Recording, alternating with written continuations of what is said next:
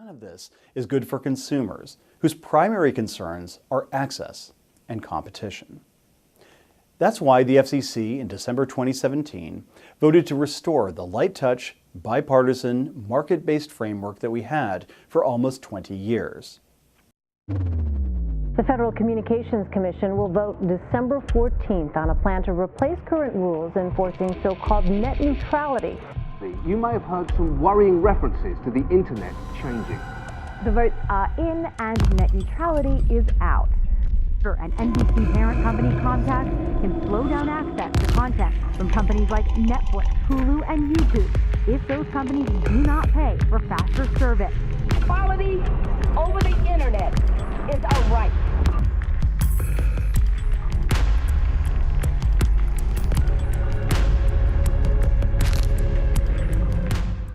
Net neutrality is dead. On June 11th, 2018, he was killed by the FCC in a 3-2 vote. I dissent from this spirally spun, legally lightweight, consumer harming, corporate enabling, destroying internet freedom order. This is unacceptable. Net neutrality protects the freedom and neutrality of the internet. It ensures that internet service providers will always provide equal data and will not discriminate against any entities or organizations. Without these rules in place, internet service providers, or ISPs, are now free to discriminate on services provided to users. ISPs can block any content they wish to now.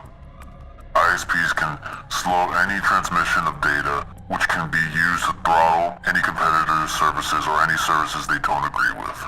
ISPs can also offer priority for those who pay premiums, therefore creating inequality in a system that should remain free, equal, and open.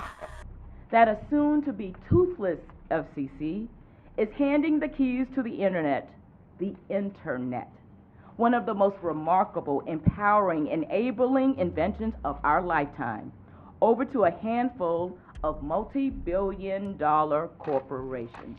We are the collective. Our goal is to keep the internet from being ruled by organizations and greed. We want to keep the internet the way it was intended to be, free and equal for everyone and all. If we have to resort to extreme measures to ensure this, so be it. We will first and foremost be targeting the FCC as they are the progenitors of this conflict. We will find any corruption in the FCC and determine the involvement of any ISPs in the repeal. We will determine if any compensation has been exchanged and expose it for full transparency to the public people.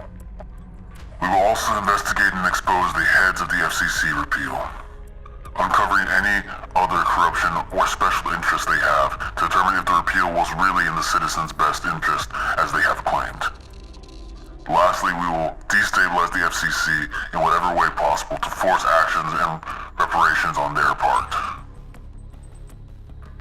Our goals are to ultimately bring back net neutrality and internet freedom, expose corruption, and the removal of those who voted for the repeal. Our timeline can be broken up into 6 different major phases. Phase 1 will be the development and planning phase for the attack and gathering its assets. Phase 2 will be to obtain a way for covert deployment of the attack. Phase 3 will be the deployment of the daemon we've created to infiltrate the FCC systems.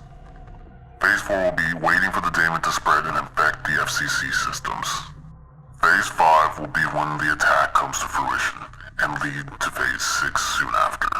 Phase 6 will be when we use the information we've gathered and release them to the public to expose all corruption in the FCC and its associated organizations. We will also destabilize the target systems in the FCC. This timeline will take place over the course of a few months. Our method for the attack will primarily rely on the sleeper agent daemon. The daemon will spread quickly and be invisible from detection.